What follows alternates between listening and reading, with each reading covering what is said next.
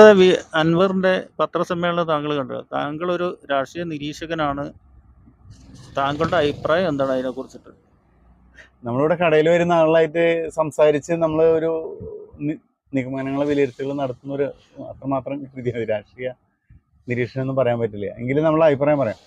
ആ പത്രസമ്മേളനം കണ്ടപ്പോൾ നമുക്ക് മനസ്സിലായത് അൻവറിൻ്റെ ഒരു പ്രത്യേകത എന്ന് വെച്ച് കഴിഞ്ഞാൽ അദ്ദേഹത്തിന് ഒരിക്കലും തെറ്റ് പറ്റുന്നൊരു പ്രകൃതിയുള്ള മനുഷ്യനല്ല. അദ്ദേഹം എന്ത് ചെയ്താലും ആ ചെയ്യുന്ന കാര്യം ശരിയായിരിക്കും. കാരണം ആർക്കൊക്കെ തെറ്റ് പറ്റിയാലും ആൾക്ക് തെറ്റ് പറ്റില്ല എന്നാണ് പുള്ളിയുടെ സംസാരത്തിൽ നിന്ന് നമുക്ക് മനസ്സിലാവുക. പിന്നെ അദ്ദേഹത്തിന് പിണറായി വിജയൻ എന്ന് പറഞ്ഞ വ്യക്തി എന്ന് പറഞ്ഞു കഴിഞ്ഞാൽ കേരളത്തിലെ മുഖ്യമന്ത്രി, അദ്ദേഹത്തിൻ്റെക്കാൾ കൂടുതൽ റേഞ്ചുള്ളൊരു വ്യക്തി. അതോടൊപ്പം തന്നെ കേരളത്തിലെ പ്രതിപക്ഷ നേതാവ് അല്ലെങ്കിൽ UDFൻ്റെ മറ്റ് നേതാക്കൾ, അവരെയൊക്കെ വെച്ച് അവരെക്കാളും മാനസികമായിട്ടുള്ള മികവ്, ചിന്താപരമായിട്ടുള്ള ശേഷി, കാര്യങ്ങൾ തീരുമാനങ്ങൾ കഴിവൊക്കെയുള്ളൊരു വ്യക്തിയാണെന്നാണ് നമുക്ക് മനസ്സിലാക്കാൻ പറ്റുന്നത്. അതുകൊണ്ട് നിലവിൽ ഭരിച്ചുകൊണ്ടിരിക്കുന്ന സർക്കാരിനെതിരെ എന്താ പറയുക, തെരഞ്ഞെടുപ്പിൽ വിജയം നേടണമെങ്കിൽ PV അൻവറിൻ്റെ പിന്നിൽ കേരളത്തിലെ പ്രതിപക്ഷങ്ങളും സർവ UDF നേതാക്കളും അണിനിരക്കണം. അപ്പം അൻവറിൻ്റെ നേതൃത്വം അംഗീകരിച്ചുകൊണ്ട് അൻവർ പറയുന്ന പോലെ മുന്നോട്ട് പോവുകയാണെങ്കിൽ പിണറായി സർക്കാരിനെ അട്ടിമറിക്കുന്നതിനും തോൽപ്പിക്കുന്നതിനുള്ള ഐഡിയ അൻവർ പറഞ്ഞു തരും. കാരണം അൻവർ എന്ന് പറഞ്ഞു കഴിഞ്ഞാൽ സാധാരണക്കാരായ രാഷ്ട്രീയക്കാരനല്ല. ഇത് ശരാശരിക്കാരായ ഒരു MLA, ഒരു 140 MLA കേരളത്തിൽ. അതിലൊരു ഏതോ ഒരു MLA അല്ലാണ്, അല്ലെങ്കിൽ കുറേ രാഷ്ട്രീയക്കാരുണ്ടെന്ന്. അത്തരം രാഷ്ട്രീയക്കാരുടെ ഇടയിൽ ഒരു രാഷ്ട്രീയക്കാരനല്ലാണ്. PV അൻവർ എന്ന് പറഞ്ഞു കഴിഞ്ഞാൽ ഒരു മഹാതന്ത്രശാലി. ഇപ്പം നമ്മളിപ്പോൾ ജസ്റ്റ് അമേരിക്കൻ പ്രസിഡന്റ് പുടിൻ,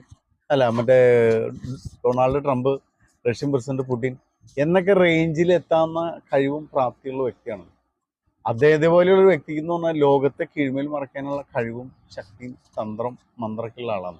അപ്പോൾ അങ്ങനെയുള്ള ഒരാളെ അവഗണിച്ചുകൊണ്ട്, അദ്ദേഹം പറയുന്ന കാര്യങ്ങൾ മൈൻഡ് ചെയ്യാതെ ആളെ അവഗണിച്ചുകൊണ്ട് മുന്നോട്ട് പോകുന്ന UDFൻ്റെ നേതൃത്വത്തിൻ്റെ നയങ്ങൾ അത് 100% തെറ്റാണെന്നാണ് അദ്ദേഹം പറഞ്ഞു വരുന്നത്.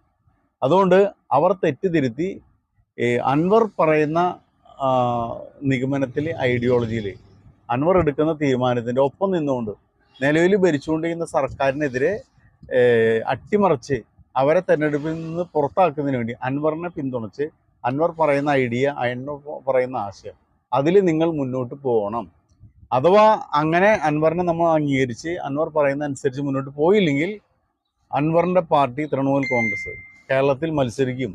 മമതാ ബാനർജിയും മന്ത്രിമാർ, MP-മാർ എല്ലാം കേരളത്തിൽ വരികയും അവരുടെ തെരഞ്ഞെടുപ്പിൽ മത്സരിക്കും, പ്രസംഗിക്കുകയും ചെയ്യും.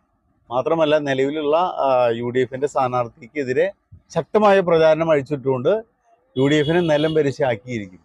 അതുകൊണ്ട് UDF ചെയ്യേണ്ട കാര്യം, കേരളത്തിലെ പ്രതിപക്ഷം ചെയ്യേണ്ട കാര്യം, എൻ്റെ നേതൃത്വം അംഗീകരിച്ച് ഞാൻ പറയുന്നത് കേട്ട് എല്ലാവരും ഞാൻ എന്ത് പറഞ്ഞാലും അതാണ് ശരി, അതുകൊണ്ട് എന്നെ പിന്തുണയ്ക്കുക, ഞാൻ പറയുന്നത് അനുസരിക്കുക, ഞാനുമായി ചർച്ച ചെയ്ത് എൻ്റെ അഭിപ്രായം നിങ്ങൾ കേട്ട് അതനുസരിച്ച് നിങ്ങളെല്ലാവരും മുന്നോട്ട് പോകണം എന്നാണ് അൻവർ ഉദ്ദേശിക്കുന്നത്. അപ്പോൾ കേരളത്തിലെ പ്രതിപക്ഷ നേതാവ്, കേരളത്തിലെ പ്രതിപക്ഷം എല്ലാവരും എന്ത് ചെയ്യണം?